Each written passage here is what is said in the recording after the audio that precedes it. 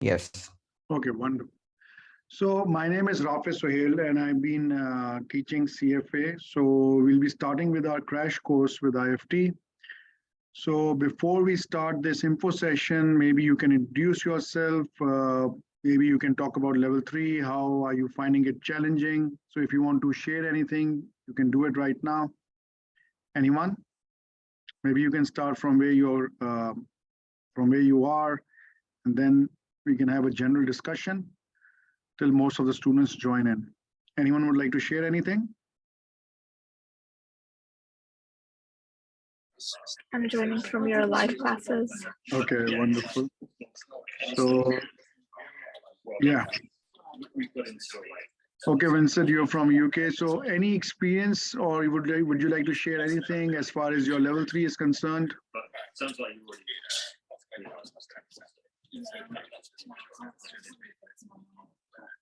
I'm from the UK as well, and for me, in terms of just the prep for level 3, I'm looking for every resource I can find to help me get through, because it's quite bulky, the material. Okay, wonderful. Now, how many of you actually find level 3 to be quite huge in terms of volume and in terms of concepts? Anyone? I do. Okay. And you must be thinking that there's so much of concepts and theory. And again, it's quite a practical exam as well. So it's quite challenging. And especially, I believe the challenging part is the essay questions that pop up.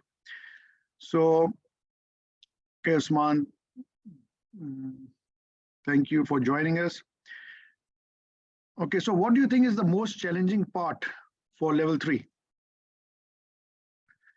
Okay, retention, remembrance. Again, yeah, I also recall that when I was doing my level 3, so I used to make notes, and when I used to revisit my notes, and they were totally alien to me.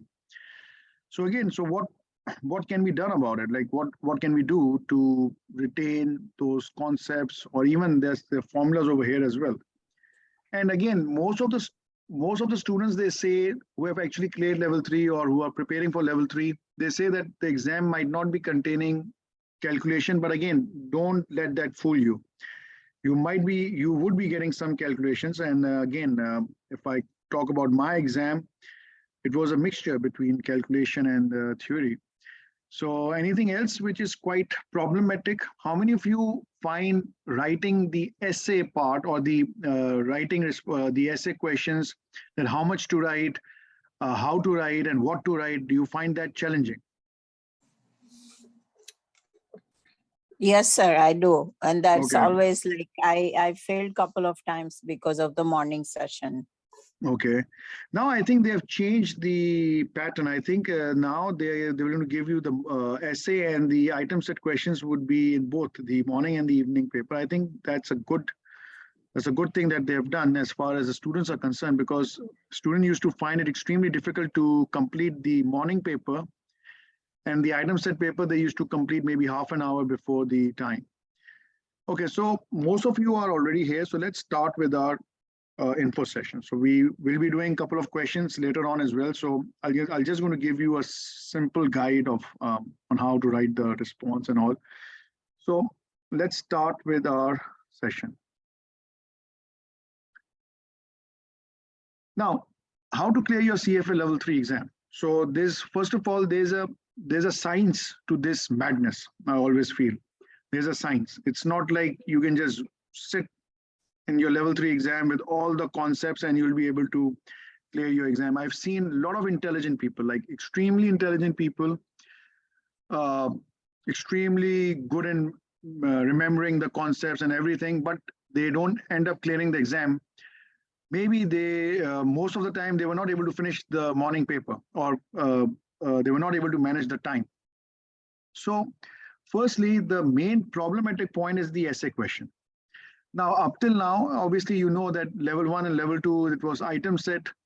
And even if you don't know the answer, you might select the option, and if you're lucky, you get the right answer. But over here, if you don't know, then you're not getting any marks for that, or you're not being rewarded for what you're writing. And again, you're wasting your time writing it down and it's not right. So you cannot just get the right answer.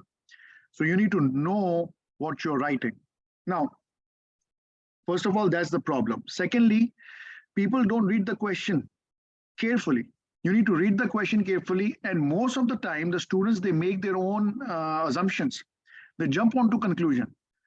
They might have done a similar question while they were practicing, and during the exam, they jump onto the conclusion. Again, that's the biggest mistake, because again, you need to follow the case. You need to follow what's written in the case. You cannot come up with your own conclusion. So I don't know how many of you have actually seen, or how many of you have actually went through this problem, that you come up with your own conclusion. And this usually happens when you're doing individual cases or institution cases. You just come up with your own assumption and you write that down. So you need to stick with the case. You need to read the case very carefully, slowly, read the case slowly, okay? And again, every question obviously will be revolving around, it's a case study, so it will be revolving around multiple concepts. And you need to know the concept, and you need to think carefully before implementing it. And again, you need to link the case with the concept. You need to explain the concept. Explaining the concept and linking the concept are two different things. For example, if you're doing behavior finance, and if there's a question on conservative bias, you can't just write what's written on the case. You need to first explain what conservative bias is. You need to explain it.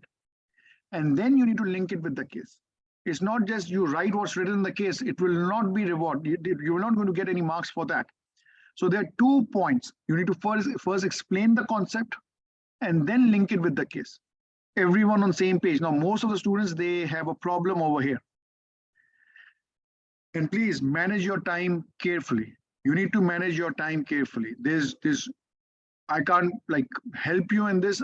The only way you can manage your time carefully is that you do practice.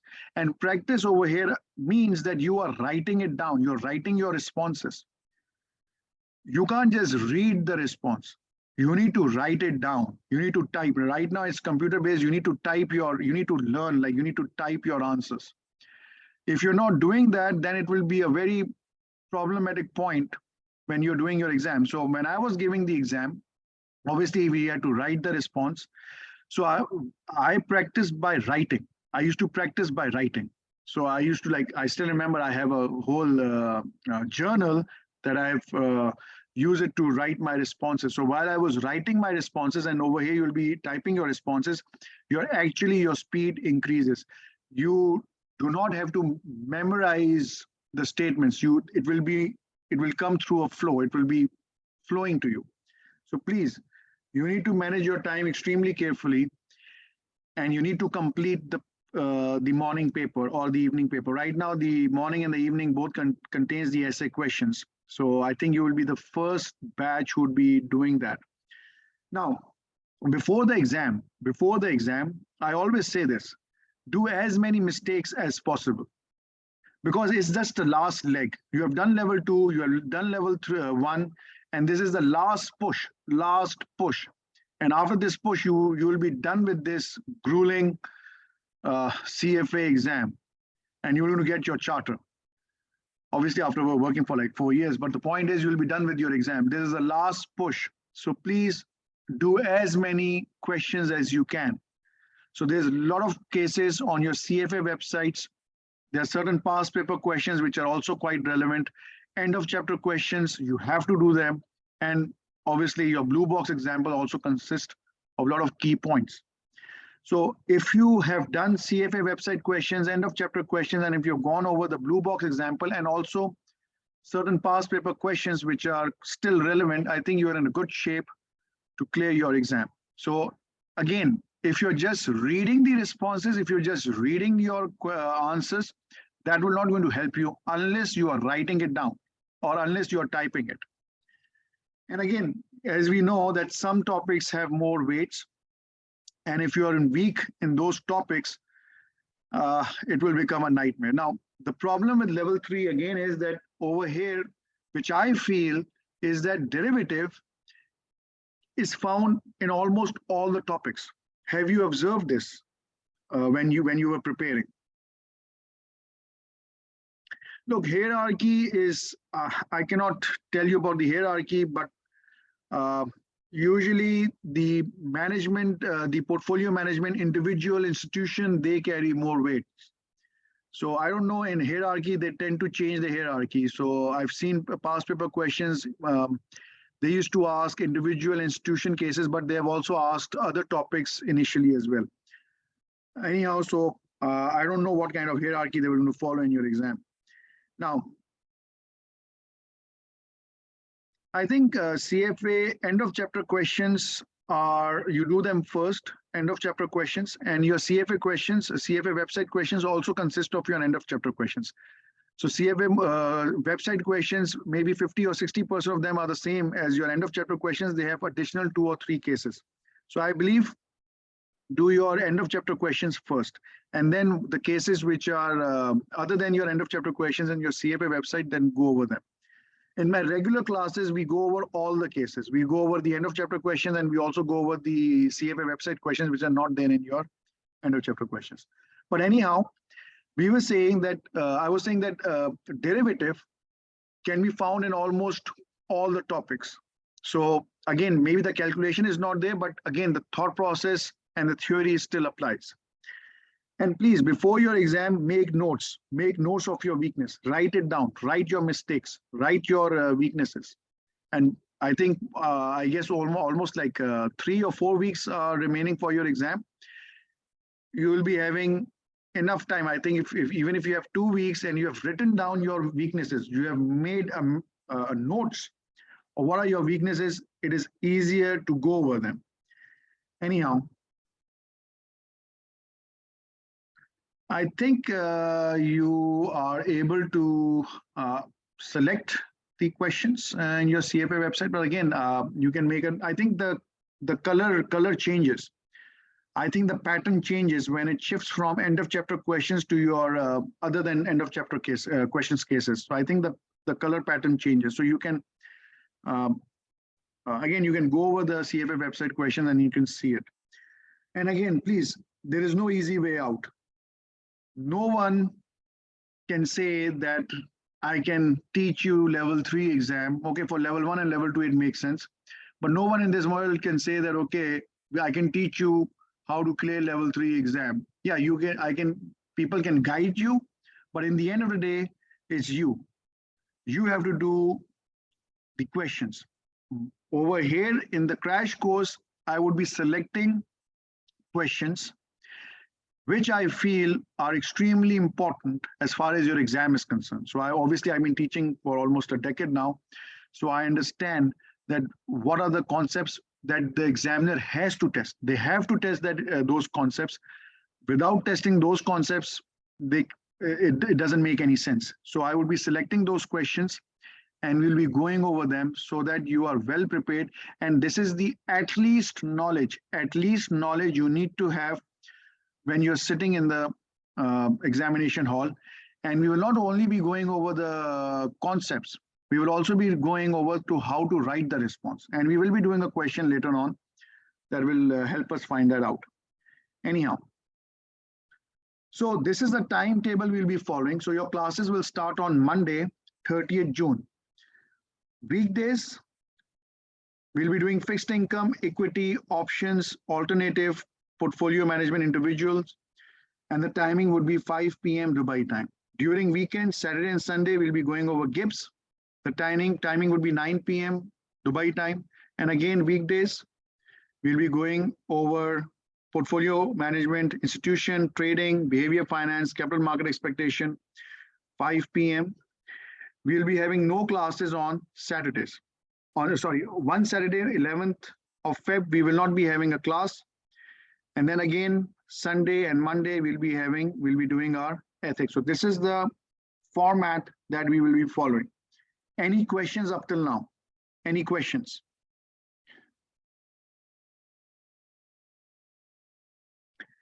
I don't think so. It's too late for the crash course. I think it's the perfect timing. We'll end almost like 10 days before your exam. And I think it's perfect timing in the sense that it is not, we are not finishing like maybe a month before your examination and not too early. You still have like 10 days. So whatever the weaknesses you have, you can cover those weaknesses in these 10 days. I would be able to cover, and again, the classes would be of at least 2 hours. At least 2 hours. It can go up to 3 hours as well. So we'll be doing classes for at least 2 hours.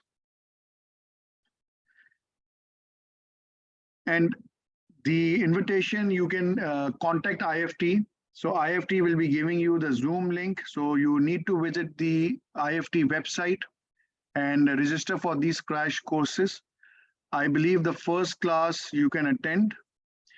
And again, I think the all the material regarding the classes, the Zoom link and everything would be given to you by IFT. Okay. Now, what is the game plan? Now, how many of you are actually feeling quite apprehensive? So have you, yes, all classes will be recorded.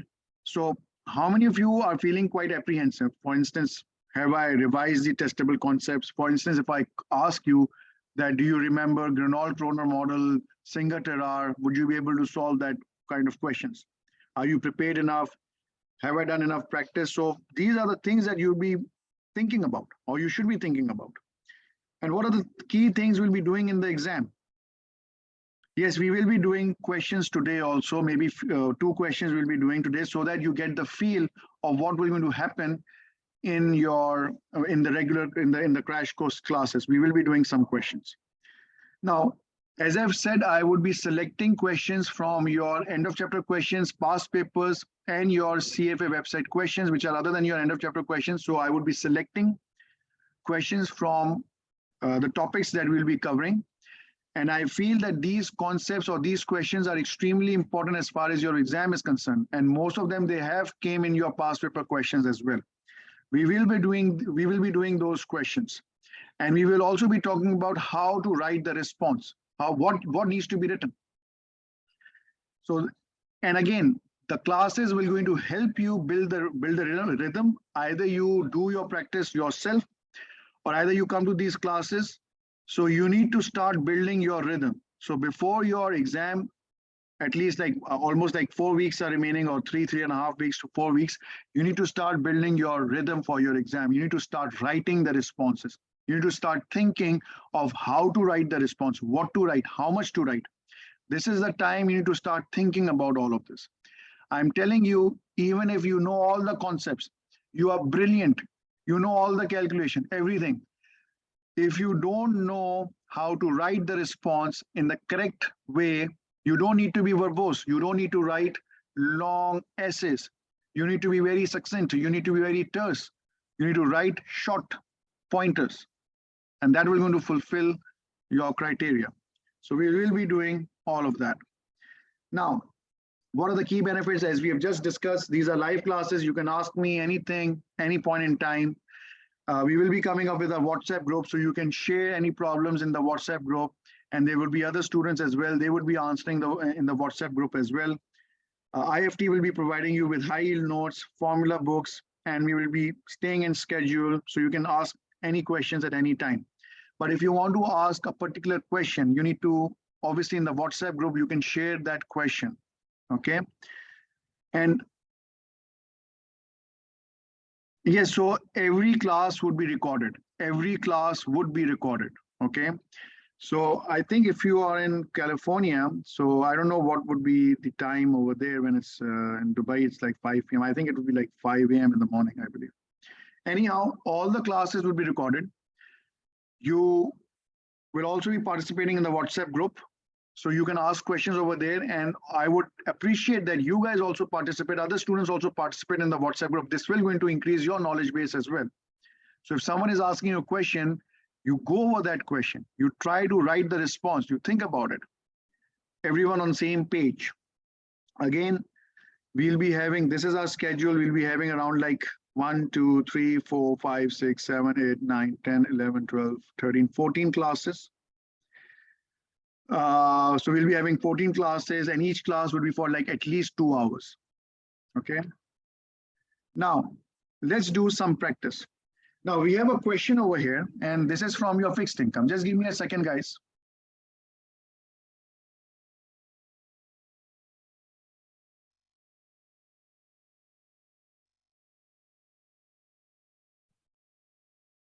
The class will be revolved around question solving, yes, but also we will be developing the concept also. We will also talk about the concept. For instance, right now, we have this question in front of you. Now, this is from your fixed income, and I will be talking about this. So this is how the class would be. Now, for instance, if we have one liability that you need to come up with. So we have this asset over here, and we need to come up with this one liability. It is one liability. Everyone. So in order to come up with our portfolio, what are the categories? What are the things that we need to have in our portfolio, keeping in mind it is only one liability? Now, this is the mindset that you need to have. What is the hierarchy that is being followed? What is the hierarchy that should be followed? Anyone? If we have one single liability, what is how we would be able to immunize our liability? What is the hierarchy that we need to follow? Anyone? Forget about the question. I'm not concerned about the question. It's not about duration matching. No, it's not about duration matching. No, that's the wrong response. The first point is what? Your assets should be greater than equal to your liability. This is the first response. Second response should be, it's not your modified duration. It's not your modified duration. It is your Macaulay duration. That should be almost equal to your Macaulay duration or your time horizon of your liability. So your time horizon of your liability. Third point, anyone with the third point. Now, convexity. Look, convexity is an important point over here. Convexity means what? It is directly proportional to dispersion of cash flows. Now, the question is, yes, we want to have a lower convexity. We want to have a lower convexity. Convexity should not be more. Convexity should be very less. It is your single liability. When we have a single liability, the convexity should be as low as possible. Convexity should be as low as possible, but the thought process is why? Why we want to have convexity as low as possible? This is the main concept you need to understand, and this is where the examiner will going to test you because of the structural risk. But again, we want to reduce our structural risk. But again, that's not enough. What is your structural risk? What is your structural risk? We want to reduce our convexity, yes, because convexity is directly proportional to dispersion of cash flow. More dispersion means more convexity. We want to reduce it. Yes, why? We want to reduce our structural risk. But what is your structural risk? What is your structural risk? That is the main thing. This is what you need to write in your exam. You can't just say that we want to reduce structural risk. Non-parallel shift in the yield curve. This is not also enough. This is not enough. By saying that if there's no non-parallel shift, what does it mean? It means nothing. You have to clearly explain in your exam that if there is a non-parallel shift, if there is a twist or a curvature in your interest rates, you will not be able to, your assets will going to move differently. Your portfolio, your asset portfolio will going to move differently from your liability, and there will be a probability, or most probably, you will not be able to meet your liability. That is your structural risk. That if your interest rate move in a non-parallel way, you will not be able to meet your liability. This is what we need to write in your exam. Everyone on the same page. So the first point is that your assets needs to be more than your liability. This is the hierarchy. If there's one single liability, if we have multiple liabilities, that we need to meet, what is the first criteria? The first criteria is, again, your assets needs to be greater than or equal to your liability. Second criteria, no longer deals with what? It no longer deals with your Macaulay duration.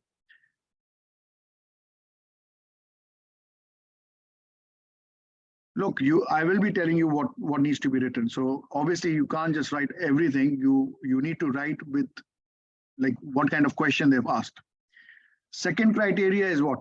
This is what I'm saying. This is how our class would be. I will be explaining the whole concept and then we will be talking about what you need to write in your exam. So firstly, we're talking about the concept. Secondly, we'll be going to talk about what to write. Secondly, now we are not concerned with the Macquarie duration. Now we are concerned with your basis point. Your assets, BPV, should be equal to your liabilities, BPV. What about the convexity over here? What about the convexity? Should we reduce the convexity or what needs to be done? This is the trick point over here. Convexity. What needs to be done with the convexity? Over here, excellent. Your assets convexity should be more than the liability convexity. Your assets convexity should be more than your liability convexity. What does it mean? Your assets dispersion of cash flow should be more. For example, this is your liability. You should be getting the first cash flow from your asset before the first liability, because if the asset convexity is less than the liability convexity, you will be getting the cash flow after the first liability. Obviously, then you're going to default on the first liability. So this should be the criteria. But again, there is a second point over here. There's a second point. Asset convexity should be more than your liability, but not too much more. It should not be too much more. So if we have two portfolios, both portfolios are fulfilling the first two, and the third one, we have a convexity. Both of them, they have convexities that are more than your liability convexity. Asset convexity is more than the liability convexity. We will be selecting the one which has the lowest convexity out of the two. The first criteria is that the asset convexity should be more than the liability convexity, but it should not be too much more. Everyone on the same page. Again, the reason being is the structural risk. Now over here, we have a question. So the question is that we have Zerb is a fixed income portfolio manager. One of our institutional clients, Mahoney Suvayo, needs to immunize a single 10-year liability. Single. So we are dealing with Macquarie duration. Liability is of $120 million. Zerb calculates present value of this liability to be $92 million. Now Zerb decides not to use zero coupon bonds. Again, a very important point. This is your zero replication. You are not, the best thing you could have done was what? The best thing you could have done was bought a zero coupon bond that having a par value of 120 million. But unfortunately, there's no zero coupon bond. So what's there? We come up with our portfolio with different bonds, might be coupon paying, but this portfolio that we are coming up with that consists of different bonds. They can be coupon paying bond, non-coupon paying bond, whatever it is. We are trying to replicate the zero coupon bond. We want to replicate the zero coupon bond. We want to replicate the zero coupon bond in such a way that if interest rate goes up and down, there will be some change in your zero coupon bond prices. Our portfolio will also going to replicate the zero coupon bond. How would that happen? This will going to happen if the present value of your assets are more than or equal to your liability, Macquarie duration is equal to your liability horizon, time horizon, and the convexity is low. Now, fixed rate US Treasury bond. So Zerb prepares a comparative analysis of the three portfolios. Zerb explains to Osawayo that once chosen, the immunization portfolio will need to be rebalanced over every time. So again, as we move our portfolio, Macquarie duration will also change. So it is a proactive strategy. It is your proactive strategy. So every time when your Macquarie duration is changing, that is other than the zero coupon bond, we need to again buy and sell bonds so that the Macquarie duration remains intact. Now, first of all, which bond we can eliminate? So we need to have assets that are more than equal to our liability. So we need to have assets more than 92.221 million. So we can eliminate option B.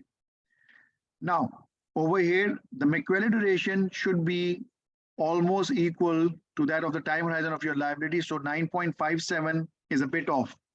So the second point is 9.998. Even though the convexity over here is less, and convexity over here is more. But in terms of hierarchy, the first thing we look at the assets value, then the Macquarie duration, and then the convexity. Now, if this question had the same Macquarie duration of 9.998, then which portfolio we would choose? Then we were going to choose portfolio C because it has the lowest convexity. Now, determine which portfolio in Exhibit 1 would best immunize the future liability. The first part, determine. First part, we just write Which one would that be? That would be portfolio A. And then we need to justify your response. Now, in justifying your response, you need to write everything down. You need to write that what is the hierarchy. The first portfolio. Now, you can't just go into detail. You just simply, what would be the answer? Simple. Portfolio A, assets are more than and equal to the present value of your liability. Macquarie duration is equal to your Macquarie duration or time horizon of your liability. And you also need to write, liability Macquarie duration is 10 year. So it's your 10-year time horizon. It's not the Macquarie duration of your liability. It is basically the time horizon of your liability. We can say Macquarie duration also, but the point is like you need to have an asset that has a Macquarie duration of 10. And the third thing we need to write is that portfolio C doesn't fulfill the Macquarie duration criteria, even though it has a lower convexity. We need to highlight this point. Even though portfolio C has the lowest convexity, but we are not choosing portfolio C because the Macquarie duration criteria is not being met. Portfolio A meets the Macquarie duration criteria much more effectively because the time horizon of your liability and the Macquarie duration of your assets are almost equal to 10. Now, this is the response. Obviously, you cannot write this in your exam. You cannot write this whole thing in your exam. Okay, so what needs to be written? So if I read this carefully, this is what I'm saying. You need to read your answers carefully, and then you need to type it down. You need to write it down so that you exactly know what needs to be written. Now, for instance, the characteristics of a bond portfolio structure to immunize a single liability that are initial market value of assets, value that equal or exceeds the present value of your liability. First point. Macquarie duration that matches the liability's due date. Minimize the portfolio convexity statistic. Now, portfolio A is the most appropriate portfolio to immunize a future liability. You don't need to write this down. We have already selected portfolio A. Since all three portfolios have approximately equal cash flow yield, we can use the following three criteria to select the best perform portfolio for the immunization. Market value, again, as I've said, portfolio A has a market value of your assets that is more than.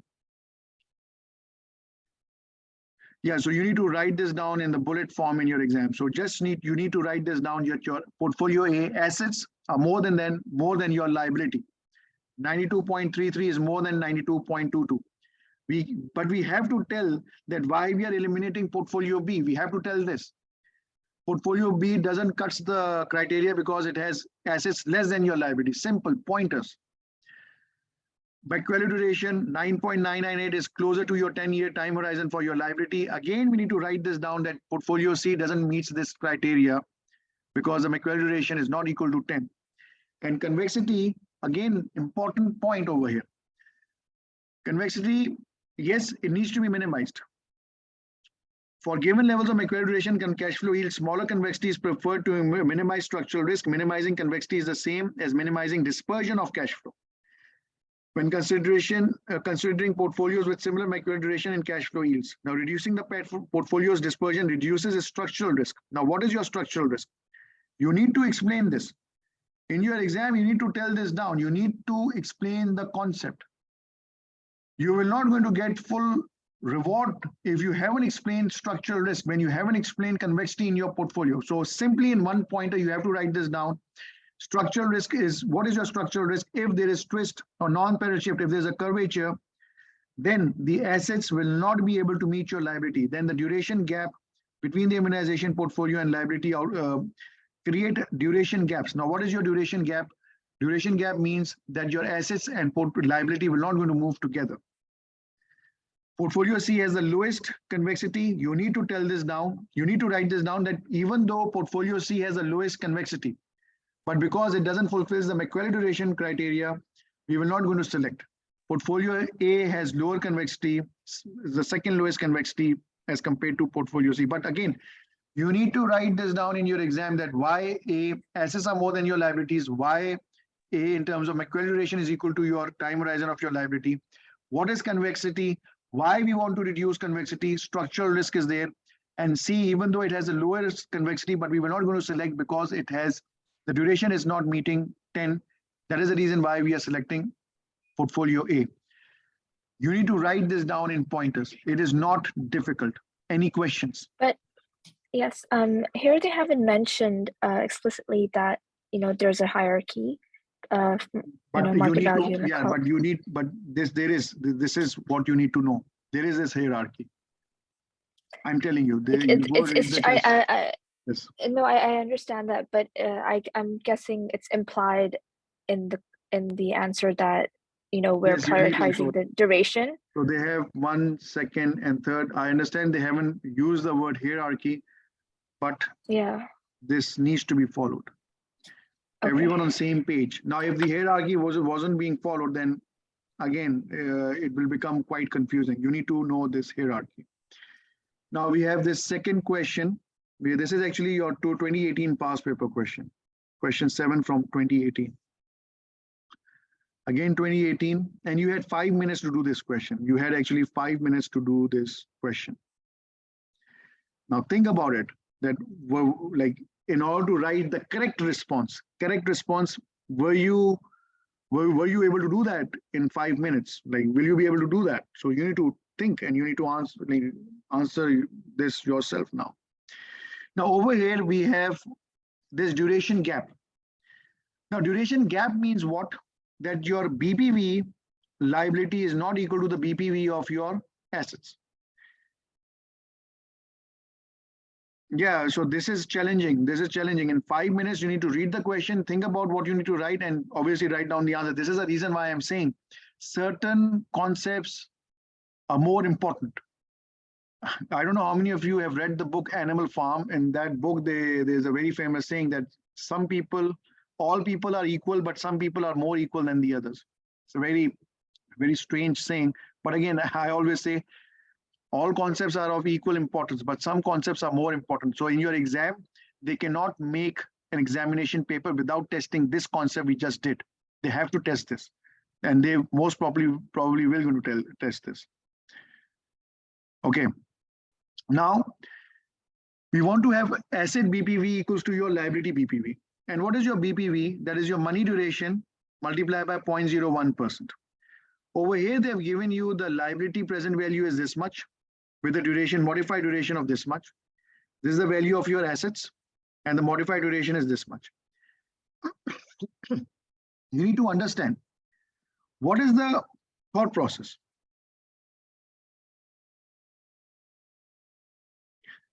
So the thought process is that if your BPV of your liability and assets are not equal, then if the interest rate goes down, what is the fear? The fear is that your interest rates goes down. So we have assets and we have liabilities. This is our fear, that the asset interest rate goes down and your liability BPV is more than your asset BPV. Your liability BPV is more, or your money duration is more than your assets BPV or your assets money duration. What is your fear? Question is not important. Question is not important because they can change the question. They can not change the question, they can change the mechanics of the question. So what is the fear factor? The fear factor is that if the interest rate goes down, liability will going to move more. It will going to increase more than the assets increases. Then it will going to create a mismatch. This is our fear. If the BPV of your liability of the money duration is higher, our fear is that the interest rate goes down, then the liability value will go up more than that of your assets. So what you need to do?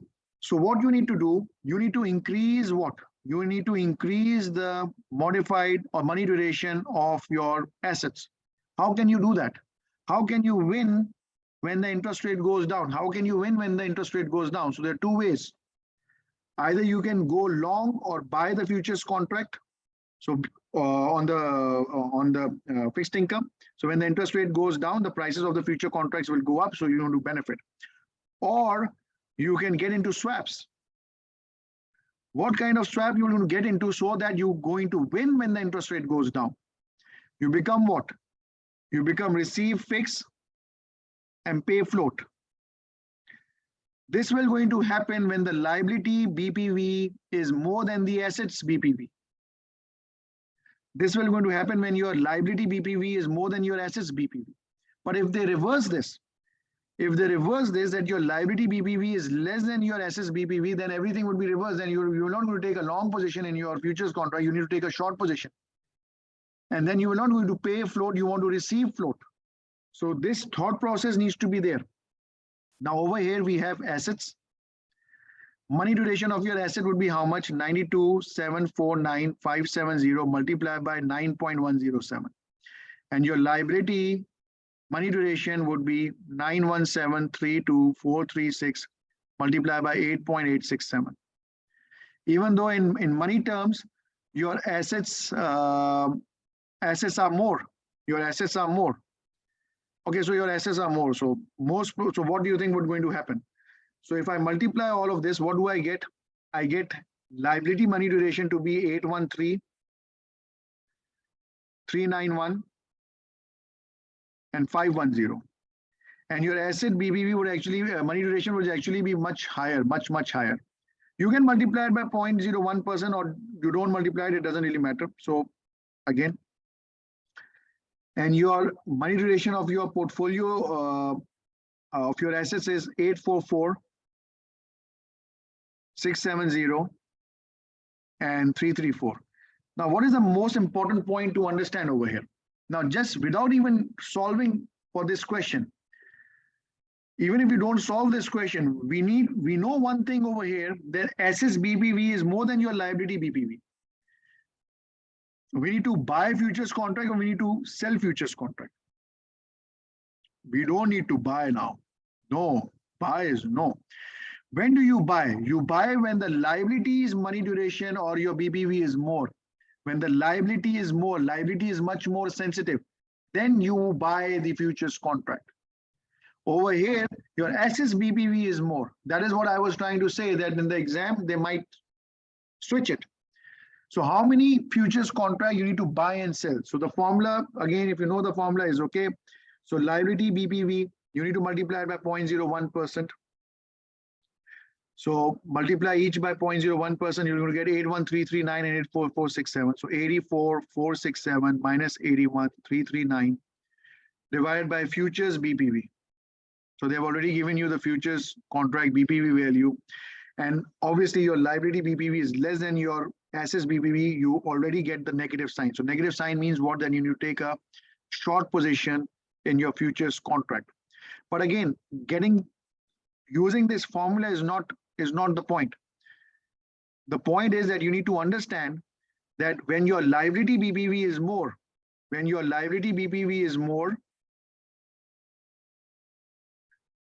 it means that your liability is much more sensitive. And what is your fear factor? What is your fear? That the interest rates will go down. I'm saying this because again, they can ask you another question also, contingent immunization, in which we are also taking active positions.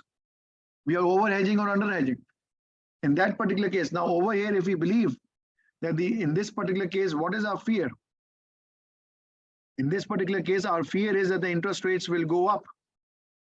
Over here, our fear is that the interest rates will go up because we have assets and we have liability. Assets have more money duration, more sensitive. So if interest rate goes up, assets will fall down more than how much liability is falling down. And if you want to take active positions, if we are too convinced that the interest rates will going to increase, if we are too convinced, we are going to over hedge or under hedge. We're going to sell futures contract, okay, minus 44 futures contract we sold in order to immunize our portfolio, but we want to do contingent immunization. We want to take active positions now. We are going to sell even more futures contract. Overhedge, we will overhedge. What does overhedge means over here? Over here, overhedge means that we will going to sell even more futures contract. And if we believe that, okay, so if interest rates are not going up, interest rates will come down. Right now, if I sell 44 futures contract, I'm immunized, done. But I'm doing active management, but I feel that the interest rates will going to decrease. So what would I do? I will sell less of futures contract. Maybe I sell 30 futures contract, only 20 futures contract. If I'm fully convinced that the interest rates will going to go down. Now, this is how the examiner might test you. You need to know the formula is not enough. You need to know when you need to take a long position, when you need to take a short position. And If they go further on, they might ask you that you are, if you feel that the interest rates will going to go up or go down, you want to do active management, would you overhedge, would you underhedge? This mindset you need to have as far as your exam is concerned. And this is what you need to have when you are going and giving your level 3 exam. It's not formula, just by putting these numbers and getting 44 is not enough. So over here, the fear is if your liability BPV is more and your asset BPV is less, liability BPV is more, it means what? It is more sensitive. Our fear is what? Our fear is that if interest rate goes down, liability BPV is more. It means that if interest rate goes down, liability will going to increase more than what assets are going up. Assets will also go up and liability will go up if the interest rate goes down. But liability will go up by more. If your liability BPV is more, that is the reason why I need to buy a futures contract. That is the reason I need to buy a futures contract. That is the know-how. Are you getting my point? So if interest rate goes down, I need to buy a futures contract that will going to make me win. When the prices goes up, the long party in the futures contract win. So as its value goes up, and this extra winning amount will come from my futures contract, so that my total value will go to match my liability. Everyone on the same page. So right now, if I don't go into the futures contract, if the interest rate goes down, my liability will going to shoot up. My assets will also go up, but not by that much. How can I fulfill this shortfall? By going long the futures contract, but because if the interest rate goes down, the prices will go up, I will going to win. This shortfall would be mitigated, this would be filled by the winning that would be coming from your futures contract. Everyone on the same page. Now, this is what we will be doing in your crash course. Now, that's it for today's class. So practice, practice, practice. Now we can have an open discussion. You can ask me any question. So yeah, anyone?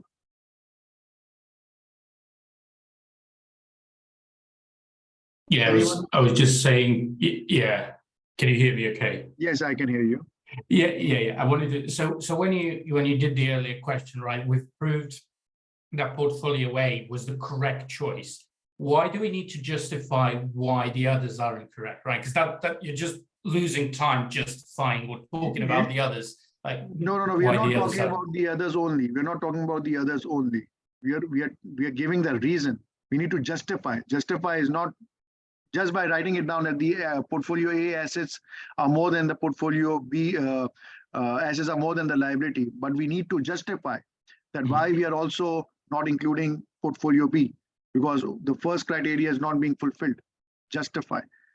I know what you're trying to say, but again, you need to learn how to write this down, because the word justify means that, okay, so A assets are more than your liability for portfolio A, but why not portfolio B and C?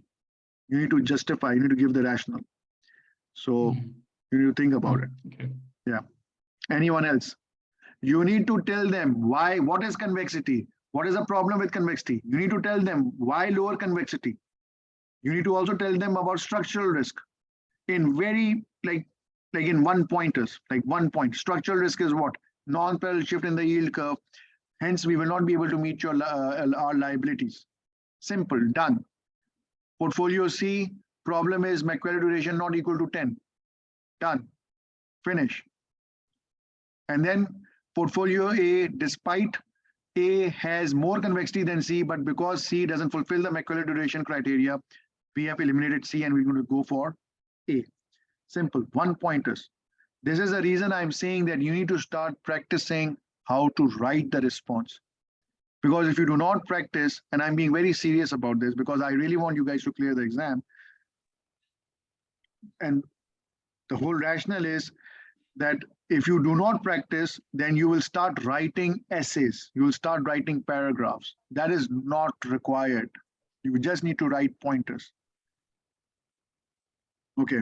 But even like if I mean, of course, I realize you have to practice, but like even when I'm practicing, like how do I know that what I'm writing is You need to enough, tell, right? you no, for you, I just want to give you a litmus test. 5 minutes question, 5 to 6 pointers. That's it. 1 minute question, 2 pointers. That's it. You should not spend more than 5 to 6 lines or maximum 7 or 8 lines. Litmus test. Are you getting my point? So in 5 to 6 pointers, you can actually write this down. For instance, first point, option A, portfolio A, we're going to select. Assets of portfolio A is more than the liabilities. B, unable to fulfill this criteria. Done. My query duration is equal to 10. C, unable to fulfill this criteria. Done. Convexity needs to be lowest. It will reduce structural risk. What is structural risk? A non-parallel shift in the yield curve that will going to make our assets not meet our liabilities. Hence, we are going to select option A despite having slightly higher convexity than C. Because C is not meeting the Macquarie duration criteria, we're going to go for A. Simple. Not more than, if it is a 5 minutes question, 6, 7 lines, more than enough. Maximum 8 points. Maximum 8 lines. But in the response for this question, they actually in the first paragraph like outline all of the criteria required for immunization. Yeah, so maybe Is you that don't write all something- of this. No, we don't need to write all of this. Simply if I write, Okay. yeah, so simply these pointers are more than enough. Okay, fine. Yeah. And write in pointers. Write the answers in pointers. I know, and it was a problem with me also that I'm quite verbose. So I used to write essays, sort of a paragraph. So then I actually learned that this is not efficient. I need to write in points. So I think the best course of action is that you start practicing how to write pointers. I think that's the best approach. But again, it depends on you also. If you're more comfortable in writing short paragraphs, then go for it. But again, the best course of action is that you write in your answers in pointers. Yeah, I Any just have other a question. questions? Yes, please. Okay, now it's a totally different, I think, game this year. Yes. We don't have any previous exam questions. We only have 2 exam questions, and we have the portal questions. Yes. Now, as you know, every topic has a different weight. How should we approach the questions?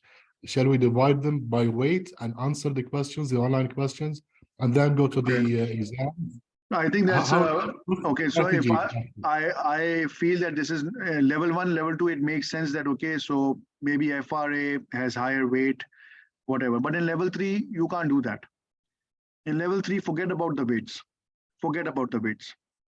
And again, in level 3 is more is a bit different. For instance, individual has like 4 or 5 topics or readings, and most probably there will be maybe 1 or 2 cases from your individual. You cannot just say that capital market expectation has a lower weightage or economics has lower weightage. I'm not going to focus on that. Over here, we are talking about cases. So maybe there's a 17-minute case on capital market expectation or a 15-minute case. So you need to start, you can't just ignore any topic in level 3. Yes, I understand in level 1 and level 2, if you do not clear derivatives, it's okay. Maybe you score higher in some other point, on some other topic. But over here, we are talking about cases. For instance, this is your fixed income. Fixed income question, this is your 20-minute case. 20-minute means what? 20 minutes,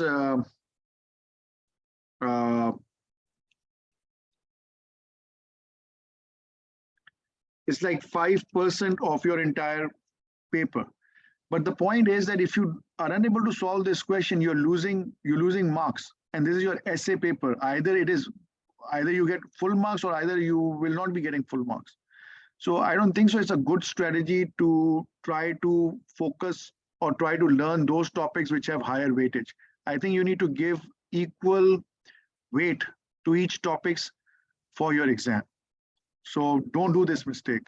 Okay, so you need to. For example, for example, I will select 44 questions to answer them all together from each topic, and then again 44 question again as a strategy, because we don't have enough mock exam. Yeah, I know you don't have enough mock questions, and again it's quite vague also that what would be the exact minutes or questions that would be coming from each topic, because it is a case study methodology.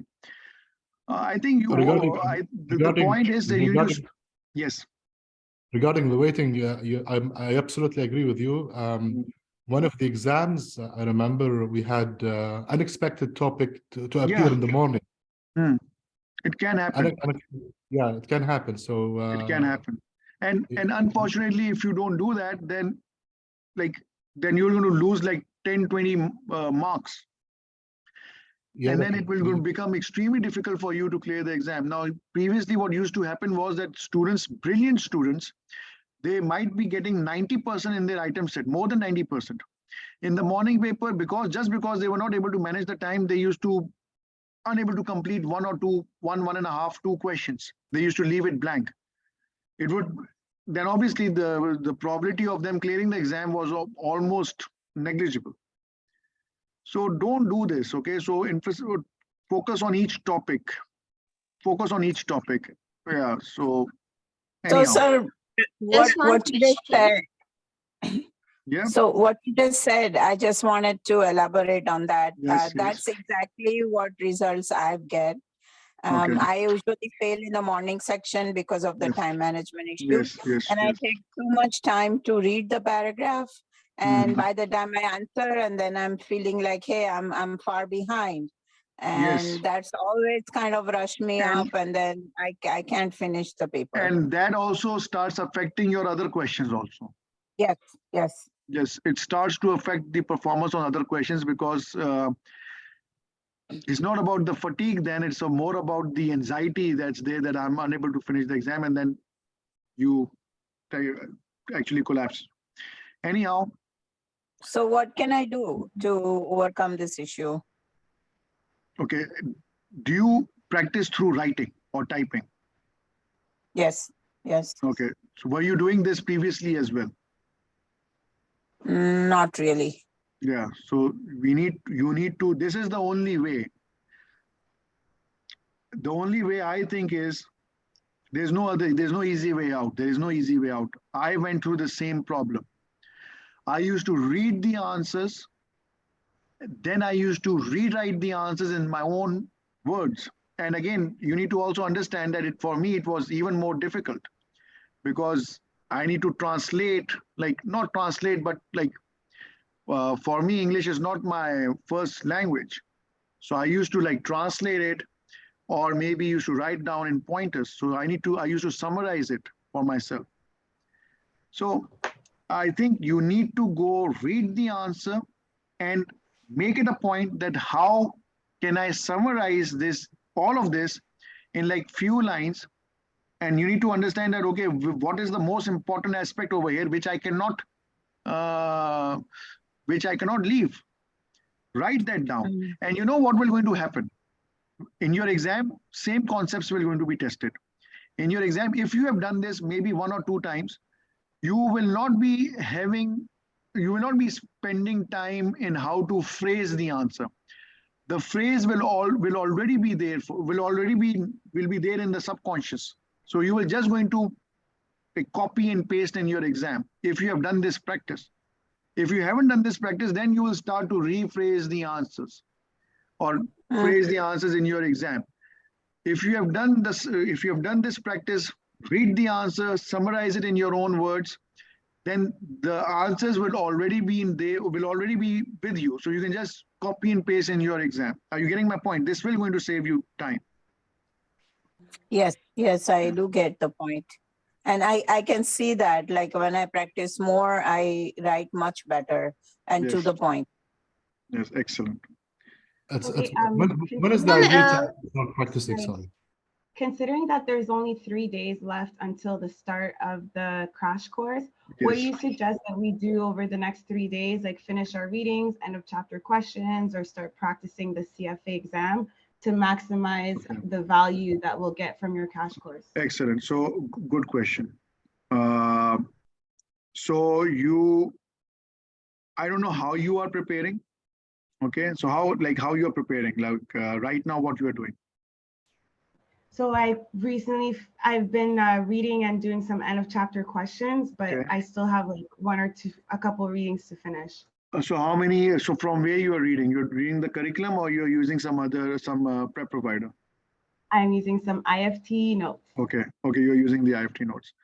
Now, one thing, what you can do is I won't suggest that, okay, do your end of chapter questions independently. You're doing end of chapter questions or your CFA website questions, okay, you can do it. But for instance, fixed income. I would be going over fixed income credit default swaps. I would be going over this chapter also. Again, I would like you guys to have some background knowledge. Okay. So if I'm talking about credit default swaps, so if you just ask me what is a credit default swap, obviously that's not worthwhile. So having some background knowledge or some knowledge would be preferred. So if you're using notes, you can go over the notes. Maybe if you're doing questions, you can go over the questions also, but have some sort of a background regarding that particular reading. Whatever you're doing, I don't want to interfere and just change the strategy what you are following 1 month before the exam. But just make it a point that when we are doing equity or when we are doing options, you have some background over that topic. Are you getting my point? For instance, today, did you have some background regarding what we did today? Yes, but I'm wondering, do you want us to have our end of chapter questions finished so that when you go through it, it's more of a review, or do we it want would be to beneficial if you, it would be quite, it would be better for you that if you were able to do that, that would be wonderful. Yeah, that would be great. Right. Yeah. So before the class, try to get through as many end of chapter questions. As many questions as you can. Yes, that would be wonderful. Okay. Yeah. Thank you for confirming. Thank you. No, it's okay. So Any for other the question? level 3 exam, also we second. have to get, Yes. yeah, Get we what? have to get subject-wise benchmark level marks, right? Even though we get the total pass Yes. mark, if we are not doing well in one topic, it's not enough, right? I think the result is on the question based now. They don't give it on the topic wise. I'm not sure because I don't see the results anymore. Okay. So I believe that they used to give the result in the form of which question you performed better, if I'm not wrong. This happened with me. Okay. Yeah. Thank But you. again, the whole thought process is you need to get more than 70%. But let me tell you one thing. Right now, the morning exam will also going to consist of item set. But let me tell you one thing. In your essay exam, it is extremely difficult, or in your essay question, it is extremely difficult to get more than 70%. Very difficult. Realistically, I've observed this. I'm not saying that you should do this. You should target more than 70 in your essay questions, but it is very difficult. Even if you score between 60 and 70 in your essay exam, even if you fall between 60 and 70, item set needs to be 90 plus. Now you are in level 3. You cannot afford item set less than 90%. This is the only combination that will help you clear your level 3 exam. So item sets are easier to do than your morning exam. So item set, you need to target 90 plus. In your essay exam, realistically, it is very difficult to score 70 plus in your essay exam, but people do it. Yeah, they can do it, okay? Realistically, majority what happens is majority of the time people score between 60 and 70 in your essay exam, but they have 90 plus in their item set. Then both combined together, they clear the exam. So, but again, this is not what you should be targeting. You should be targeting 70 plus. But I'm just giving you this realistic picture that an item set, there is no room for error anymore. There's no room for error. If your item set is bad, then your essay is already bad. Okay.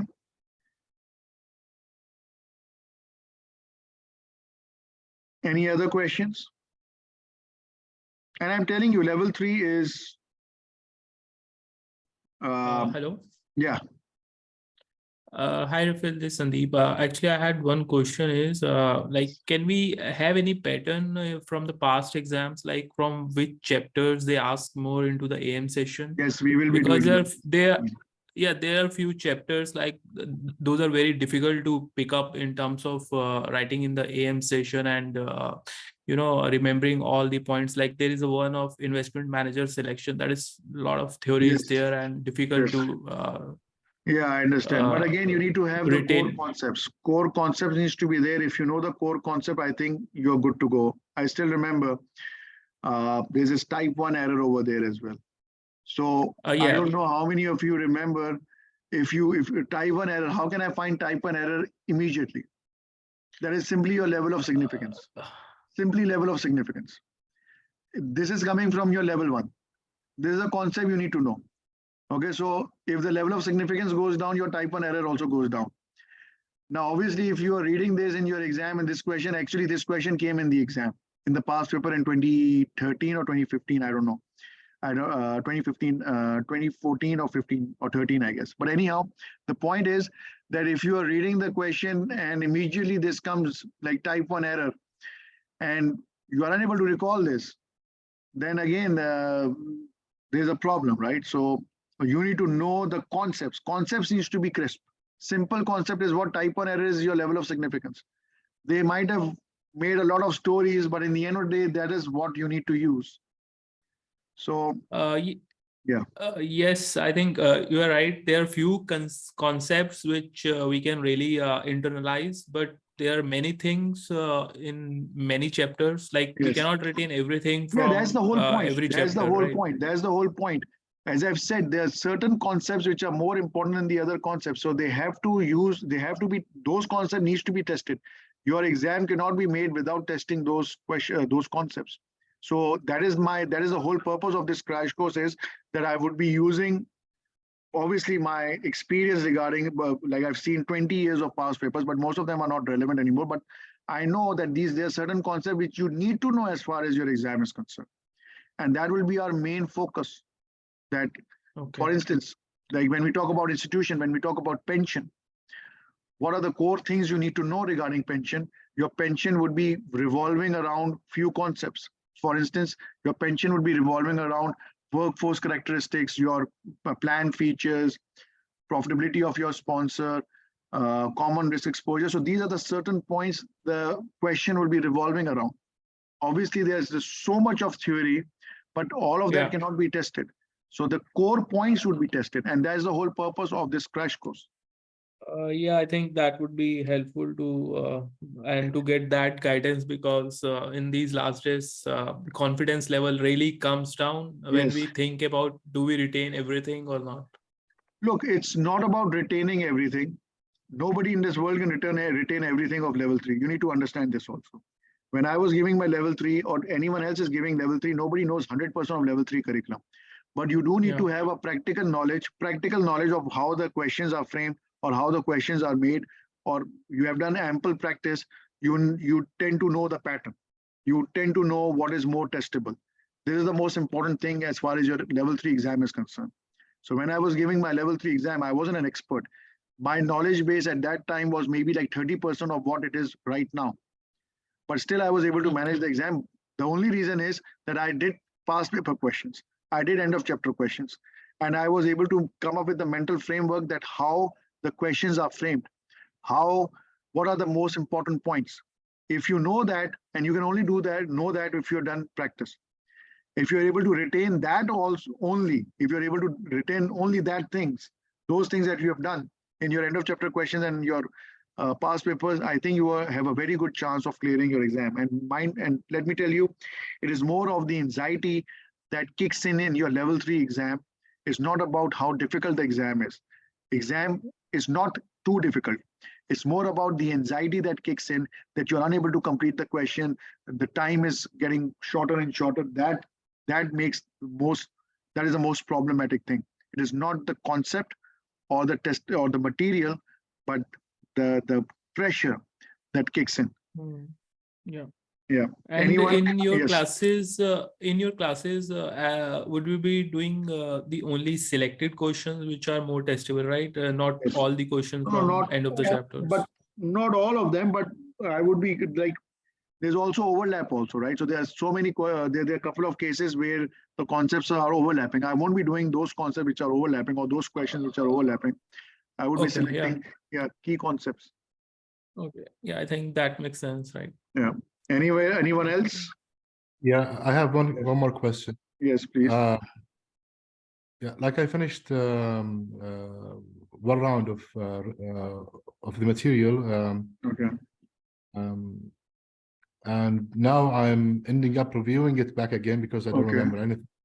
Yeah, that's the problem. So it's not about how many times you have gone over the material. It's about how many times you have done the practice. How many times, and practice, I mean how many times you have practiced by writing.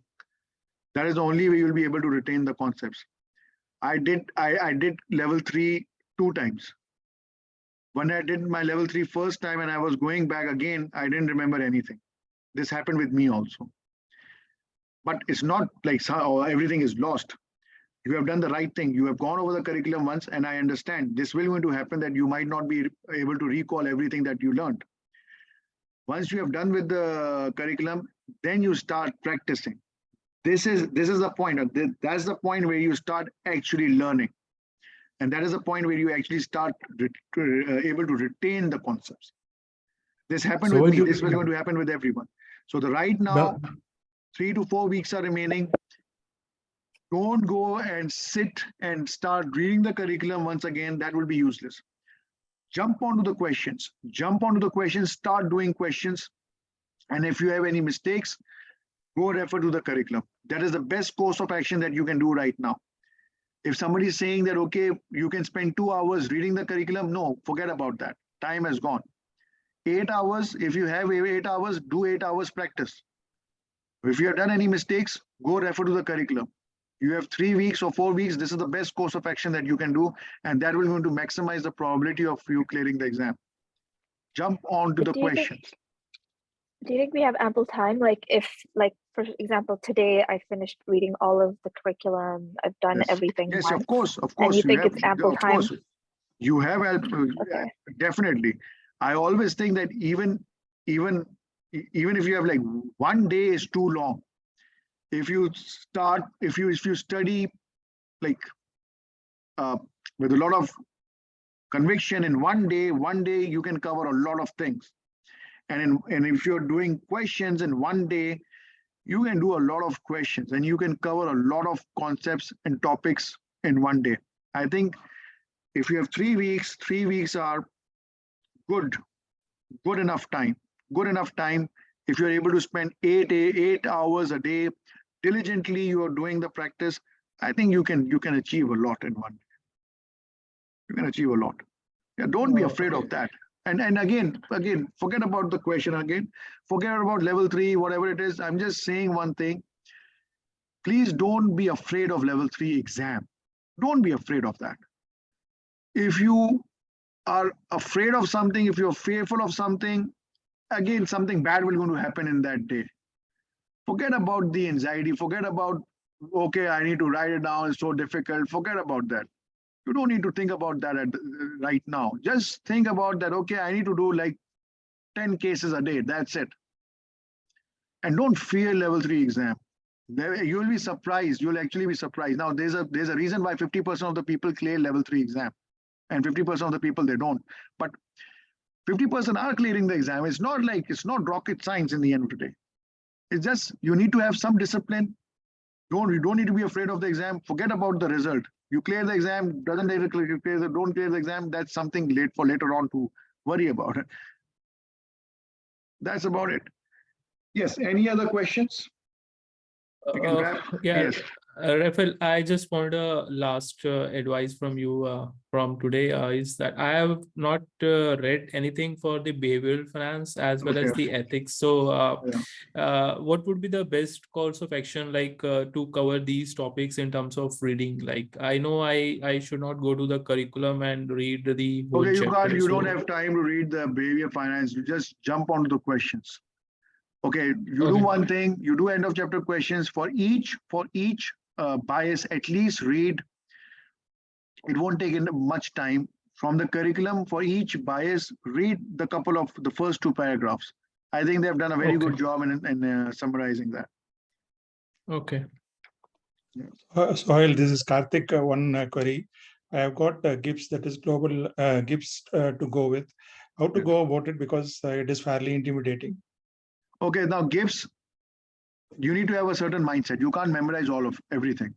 There are certain concepts, and we will be going over those concepts. There's a certain mindset you need to have for GIPS. I still recall when I was giving my GIPS, it was so daunting. It was so like I was like afraid of that GIPS. But then soon I realized that there's certain concepts which they keep on testing again and again and again. Then I realized that you don't need to memorize the whole GIPS. You just need to know the basic thought process, and we will be doing the thought process in our classes. And I think you are fit for your exam. Now,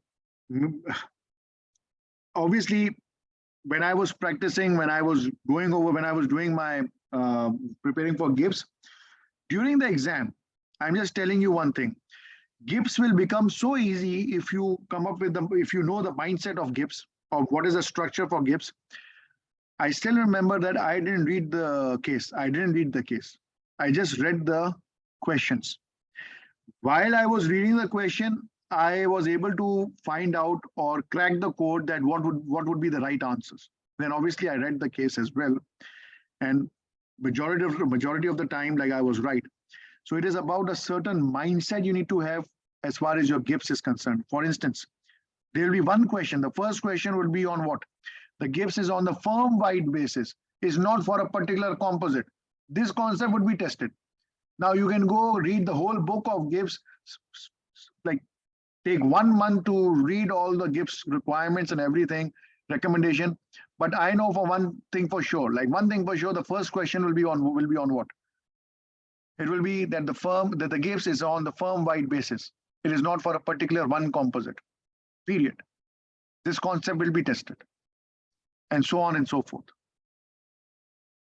So there's a certain mindset you need to have for GIPS.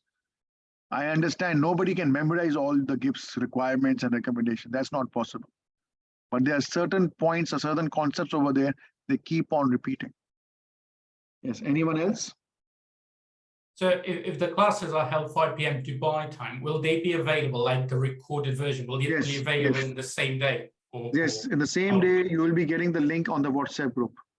And also it will be given to you on the portal also. Okay, cool, thanks. On the same day, after maybe like half an hour or hour later, you'll be getting the link on the WhatsApp group for the recorded lectures. Yeah, I mean, I'll be doing it in the evening UK time, so that'll be fine. Yeah. Okay, wonderful. And again, if you want to ask anything, I'm always available on WhatsApp also. And if there's a question, like an end of chapter question we would like to have reviewed during the class. Yes, definitely. You can just let me know on the WhatsApp group. This is what we want to do. This is what is troubling us. But you need to tell me 1 day before the class. Like, of course. Yeah, that's a possibility. That's okay. And please visit the IFT website. I think Mr. Farooq has already given you the link on your chat. So if you want to take the first class or want to get enrolled in these classes, I think you need to get in touch with IFT. Okay, guys, if you have any other questions, you can ask right now. I just have one more question here. So like the example you did, you explained why we didn't select portfolio B and C. Yes. So do you recommend that in every question, maybe for behavioral finance or any other strategy, we always explain why other options were not selected? If justify is written, yes. If justify is written, yes, you need to do that. At times they write, describe and everything. So again, it depends on the question. So when we're doing questions, then you're going to know what needs to be done. And again, we will also be doing item set questions. But when we are doing the questions in our crash course class, it's not about the question. It's not about, okay, oh my God, we got the right answer. That's not the point. The point is that were you able to understand the concept? What is the background behind that? question. You need to, that is more important than getting the right answer. And that is what I will be focusing on. Okay, guys, that's it for today. And it was pleasure meeting you. And I wish you all the best. And this is the last leg. Do whatever you can so that you can just clear your level 3 and enjoy your life. That's what it is in the end of the day. Okay, guys. Yes. Sorry, sorry, I just wanted to ask last thing. Like as you said, we will be covering questions and all, but say if we are not clear about any particular concepts, like if I say in the equity, I'm not clear, or I don't get good feeling about, how to build factor-based strategies. So if anything is there which is pinching me and I need to ask, so can we do that as well in the class, in the crash course? Look, you need to also understand my mental framework as well. So I'm teaching all 3 levels. If you ask me, let's suppose we are doing some topic and you ask me that, okay, can you explain me bull spread? Or can you explain me butterfly spread? Okay, bull spread is easy. Can you explain me, I don't know, like seagull spread?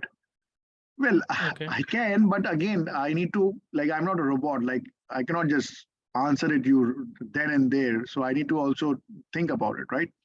So if you can just give me some time, maybe you can tell me that, okay, so maybe one day before the class, you tell me that this is what's troubling me. So then I can go over that. So right then, like on that spot, if you ask me, then obviously, like I'm a human. So I'm teaching level 1, I'm teaching level 2, I'm doing a crash course of level 1.